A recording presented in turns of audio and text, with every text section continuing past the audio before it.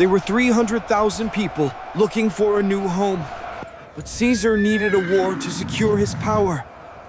At Bibracte, he unleashed us. 6 legions. A perfect killing machine built of iron and discipline. I was 19. I thought I was fighting barbarians to protect Rome. Until the smoke cleared, and I saw what we were really burning. This is the true story of the Legion.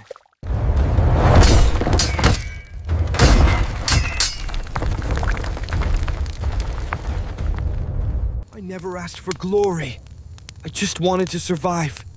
But here, under Caesar's eagle, survival is a sin. The air smells of wet wool and cold iron. It is the scent of Rome waiting to kill. 19 years old. My hands are still calloused from the plow, yet now they grip a shield that feels heavier than mountains. We are 6 legions strong. A city of tents stretching into the mist. A machine built of discipline and fear. But in the dark, stripped of our armor, we are not conquerors. We are just frightened boys, far from home. He stands up there, watching us.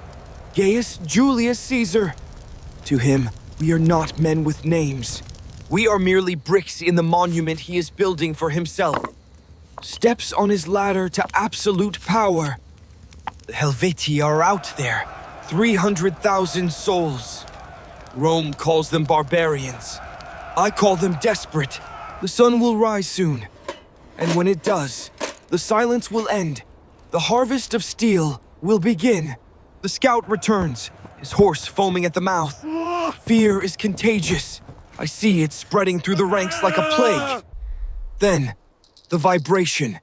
Not thunder. It is the footsteps of 300,000 souls. The horizon disappears. A wall of dust rises to swallow the sun. The Helvetii are not just an army. They are a flood. Ad arma. The centurion's voice cracks like a whip. We move instinctively. Muscle memory takes over where courage fails. It is not safe. I look at Titus next to me. He kisses his wooden amulet, whispering prayers to Mars. I don't pray. I check my straps. They emerge from the mist, painted faces, wild hair, screaming chants that chill the blood. They look like demons unleashed. Caesar does not flinch. He sits on his horse, calm as a statue. He calculates distances while we calculate our remaining breaths. Lock shields! The command echoes.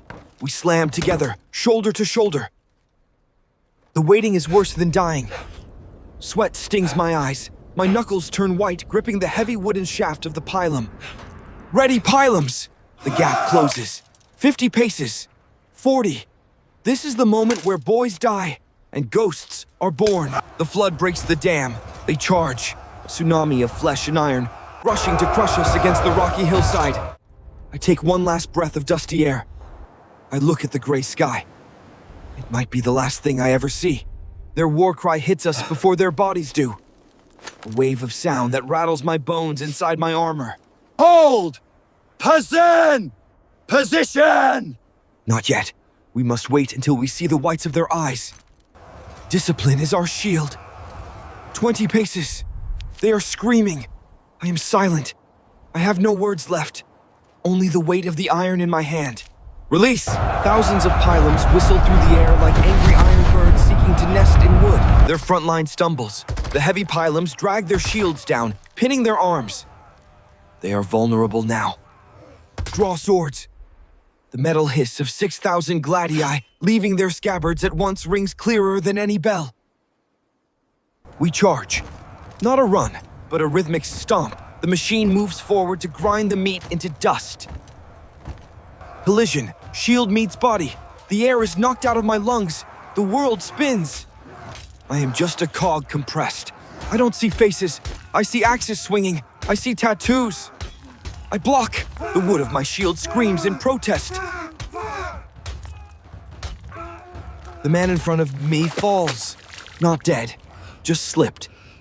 The mud is slippery with things I do not want to name. Dust mixes with sweat. It creates a mask of mud on my face. I wipe my eyes, but the grit remains. My arm burns. The shield feels like lead. Every time I lift it, I curse the gods for making wood so heavy. Whistles blow. Rotate. The line opens. Fresh men step forward. We step back. The machine changes its parts without stopping. I gasp for air in the second line. It tastes of metallic dust. I drink from my flask. The water is warm and foul. Looking through the gas, I see the enemy. They are tired too. Their rage is fading, replaced by the horror of the grinder. A helmet rolls on the ground. Roman, Helvetian, doesn't matter. Without heads, we all look the same to the worms. The sun is high now. It mocks us, cooking us in our armor like meat in an oven. I dream of snow. Push! The centurion returns. Push them to the wagons.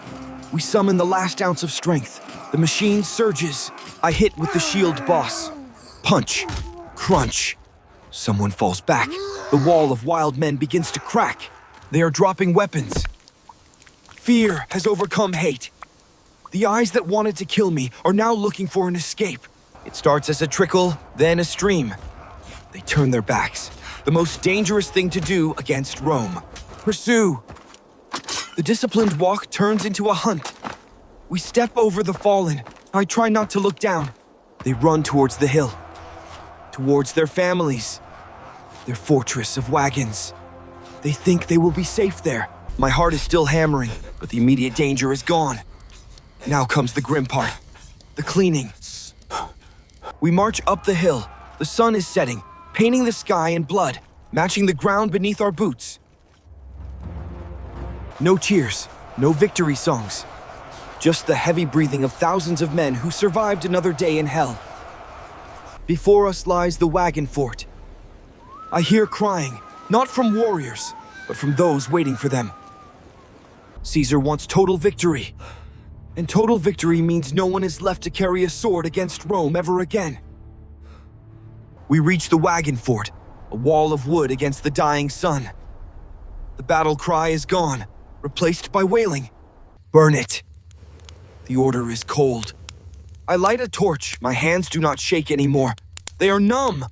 Torches arc through the night sky. Beautiful, like falling stars. But where they land, hell blooms instantly among the wagons. Fire eats the wood. I see shadows running amidst the flames. They are small shadows, not warriors, just families. A woman runs out, clutching a bundle. A legionary blocks her path. She does not fight. She just begs. I look away. The machine orders us to be cruel. It tells us mercy is weakness. I obey the machine. The screams change pitch. Higher, more desperate. I close my eyes, but sound has no eyelids to shut it out. Smoke fills the air, thick, black, smelling of burnt possessions and broken dreams. We are suffocating in our own victory. I stumble over something in the mud. This is doll. Crude, stitched with care by a mother's hand. It lies face down in the dirt, abandoned in the panic. A heavy Roman boot steps into the frame. It crushes the doll into the mud without hesitation. The owner walks on. I stare at the ruined toy. In that moment, I realize something terrifying. We are not the heroes of this story. The fire roars louder, consuming everything. The history books will call this glory. I call it a massacre of the innocent. Night fully descends. The only light comes from the destruction we created. My shadow stretches long and distorted on the ground. I sheath my sword. It is clean of blood, but my soul feels stained forever. The eagle of Rome has claws of fire. Dawn breaks over Bibracte. The smoke still rises, mixing with the morning mist. The silence is louder than the battle. Caesar sits in his tent, writing his report. To him, this is just another page in history. To us, it is a graveyard. 368,000 Helveti began this journey. Men, women, children seeking a new home. Today, the census counts only 110,000 survivors. 200,000 souls, erased by our swords. They call this Pax Romana, the peace of Rome. What was that noise, Ag? I don't know, but I don't like it. That is Ariovistus, the German king. They say he is a giant, leading warriors who do not fear death, only shame. We marched against men yesterday.